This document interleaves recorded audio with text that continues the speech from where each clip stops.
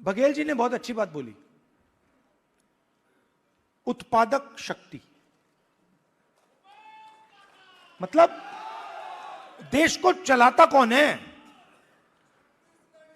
देश को, उसकी, किसी भी देश को उसकी उत्पादक शक्ति चलाती है। और देश में मेन सवाल यह उठता है कि अगर उत्पादक शक्ति देश को कुछ दे रही है,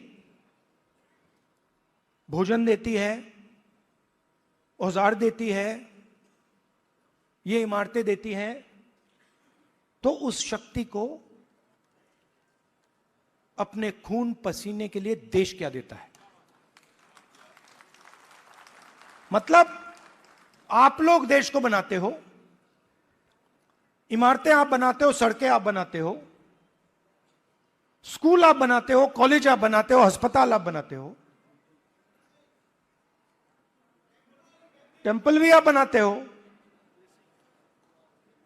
मेरे लिए सबसे जरूरी सवाल है, अगर आप लोग देश को बनाते हो तो इस काम के लिए देश आपको क्या देता है? आपको क्या दे रहा है आज हिंदुस्तान? प्राइवेट स्कूल, जहां पे आपको लाखों रुपए देने पड़ते हैं। प्राइवेट स्कूल किसके? आपके नहीं, ओबीसी के नहीं, दलित के नहीं, आदिवासी के नहीं। आरक्षण लूटा नहीं, आरक्षण दिया नहीं जाता है।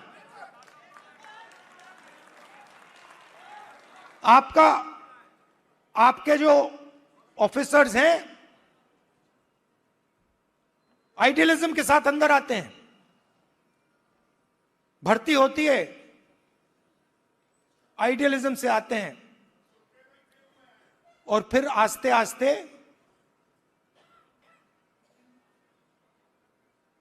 कट दिया जाते हैं।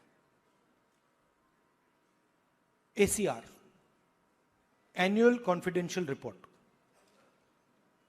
ओबीसी, दलित, आदिवासी अफसरों को हत्या करने का तरीका। रिजर्वेशन आपको दी गई है, मगर फाइनेंशियल मिनिस्ट्रीज को देखिए, डिफेंस मिनिस्ट्री, फाइनेंस मिनिस्ट्री, बड़ी बड़ी मिनिस्ट्रीज को देखिए,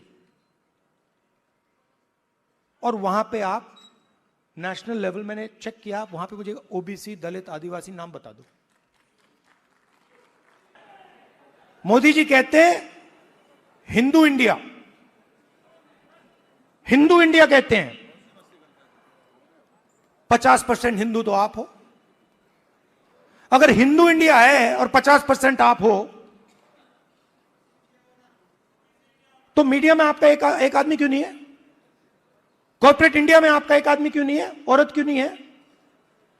मीडिया के एंकर्स की लिस्ट निकालो, ओबीसी नाम दिखा दो मुझे, कहां है? बड़े बड़े पत्रकारों के नाम निकालो, ओबीसी कहां है? कौन है वहां पे? अदानी ओबीसी है क्या? आपकी पूरी की पूरी जमीन उसको दी जा रही है, पूरी की पूरी आपकी जमीन, ओबीसी, दलित, आदिवासियों की जमीन छीन छीन कर अदानी को दी जा रही है, अंबानी को दी जा रही है, टाटा को दी जा रही है, इन लोगों को दी जा रही है। इनके सिस्टम में कोई ओबीसी है ही नहीं, दलित है ही नहीं, आदिवासी है ही नहीं। तो इसलिए हमने कहा है, सबसे पहले जहां भी हमारी सरकार होगी वहां जाति जनगणना होगा, एक्सरे होगा, एमआरआई होगा।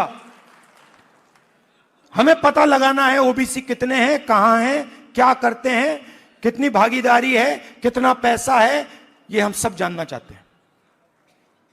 नरेंद्र मोदी कोई बड़ी प्रॉब्लम नहीं,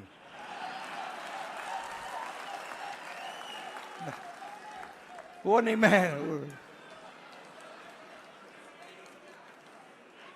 मैं आपको बता रहा हूं, ये आपने अपने सिर पे चढ़ा रखा है, कोई प्रॉब्लम नहीं।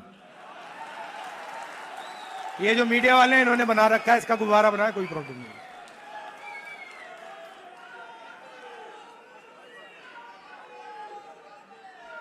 अब पहले तो मैं मिला नहीं था, अब 2-3 बार मैं मिल भी लिया हूं, बात समझ गया हूं मैं, कुछ नहीं उसमें।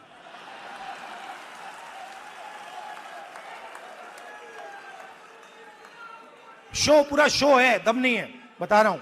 आप लोग मिले नहीं हो, मैं मिला हूं, बैठा हूं कमरे में। क्योंकि जो हमने तेलंगाना में किया है, आपको वो पॉलिटिकल अर्थक्वेक है,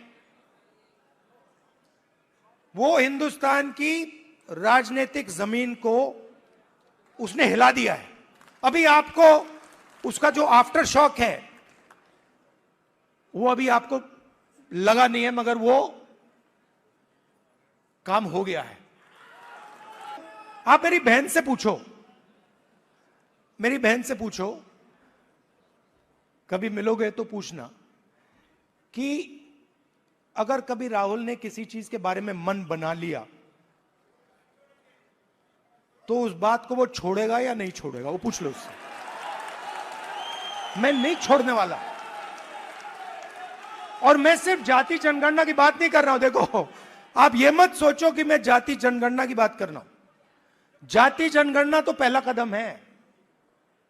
मैं जो आप कि जो बघेल जी ने उत्पादक शक्ति की बात की,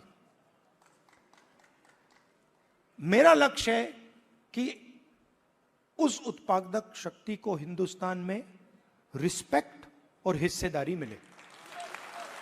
बजट बना, मिठाई बांटी जा रही थी, याद है आपको? हलवा बांटा जा रहा था, 11 लोग थे वहां पे, 90% आप लोग हो, 50-55% ओबीसी, 15% दलित, 9% आदिवासी, कोई नहीं वहां पे। हलवा बट रहा है, वो खा भी रहे हैं। आप प्रोडक्टिव फोर्स देश की, वो हलवा में जो चीनी गई वो आपने बनाई।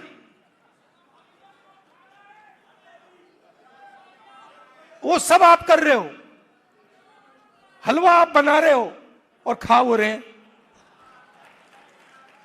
तो अब मैं ये नहीं कह रहा हूं कि उनको हलवा नहीं खाना चाहिए, उनको भी खाना चाहिए, मगर भैया आपको भी थोड़ा मिलना चाहिए ना। बीजेपी के नेता कहते हैं अंग्रेजी को हम हिंदुस्तान से मिटा देंगे।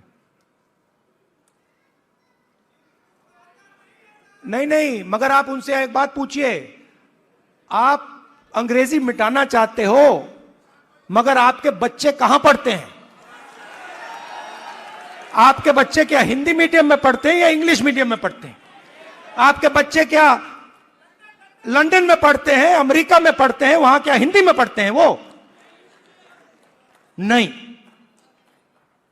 तो रीजनल लैंग्वेज, रीजनल भाषा, हिंदी, तमिल, ये सब जरूरी हैं।